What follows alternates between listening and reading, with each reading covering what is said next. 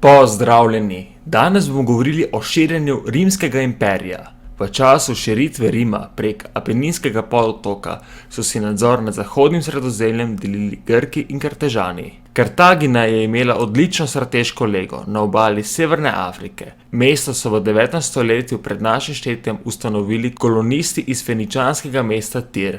Glavni cilj Kartažanov je bil povečati trgovino, zato so se pogosto zapletali v spore z drugimi pomorskimi silami. Do 3. stoletja pred našim štetjem so nadzirali južno Sardinijo, zahodno Sicilijo, Hispanijo in vse otoke v zahodnem Sredozemlju. Njihove ladje so prevažale srebro iz Hispanije, to je današnja Španija, svilo in parfume z vzhoda, papirus iz Egipta in kositer iz Britanije. Iz dežel južno od Sahare pa so celo dobivali zlato, slonovo kost, kože in celo nojeva peresa. Z razvejenimi trgovskimi potmi so trčili ob interese rimskih trgovcev in leta 246 pred našim štetjem je prišlo do prve punske vojne. Rimljani so Kartažanom pa rekli punci. Kartažani z večjim ladjevjem in boljšim znanjem o pomorskem bojevanju so računali na hitro zmago, a vojna se je vlekla več kot 20 let. Po prvi vojni je bila Kartagina še vedno močna in bogata, spor pa je ostal nerešen. Leta 218 pred našim štetjem je vojskovodja Hannibal s skoraj 100.000 vojaki in sloni iz Hispanije čez Alpe vdrl v Italijo.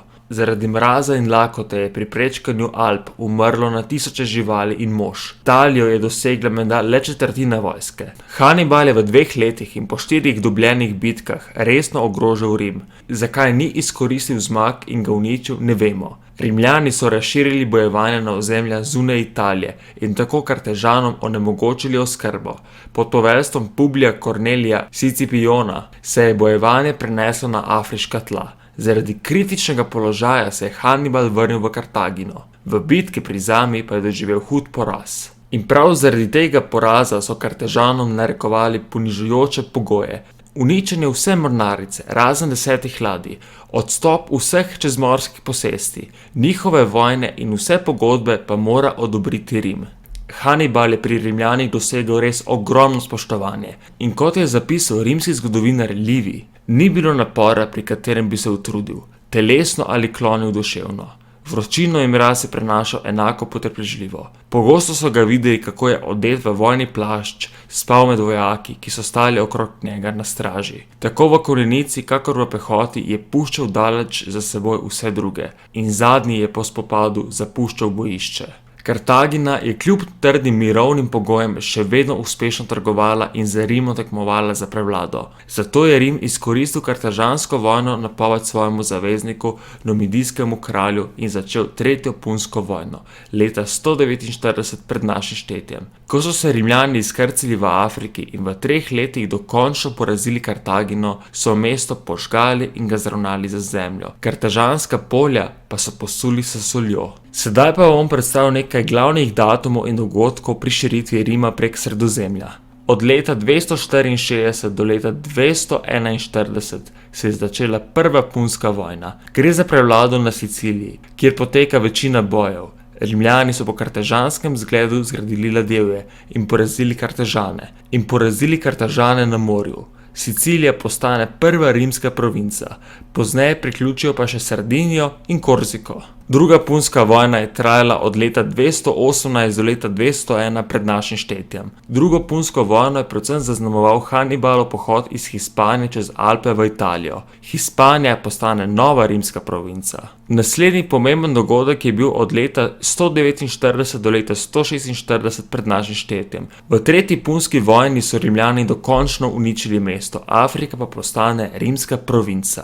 Leta 133 pa Rimljani ustanovijo provinco tudi v Mali Aziji. Od leta 113 do leta 101 pred našim štetjem se je začela vojna proti germanskim Kimbrom in Tevtonom. Poleg obrambnih in osvojitvenih vojen je vojska zatirala številne upore proti rimski oblasti. Na primer Aristonikovo ustajo, ki je trajala od leta 132 do leta 129 pred našim štetjem. Bojevali pa so se tudi s staroselci v Hispaniji in Galiji in zatrli dalmatinsko ustajo in za konec, kaj je provinca? Provinca je naziv za osvojeno deželo zunaj Italije. Njen upravnik prokonzul je imel vrhovno vojaško, administrativno in sodno oblast. Province so imele posebno ustavo, provincionalna mesta pa različne statuse. Nekatere province pa so imele tudi kolonije. Del zemlje so razglasili za javno zemljišče in jo razdelili kolonistom, v zameno za davčno obvezo. Pobiranje davkov je bila dolžnost upravnikov provinc. Ti pa so jo velikokrat izkoristili za brezvestno plenjenje. Preostalo zemljo pa so pustili domačemu prebivalstvu, ki je prav tako plačevalo rimske davke. Večina provincialnih mest se je razvila iz vojaških taborov, trgovskih postojank ali političnih središč prvotnih prebivalcev. Upam, da vam je bil današnji dokumentarec všeč. Če vam je bil všeč, pritisnite like in se naročite. Hvala in lep dan.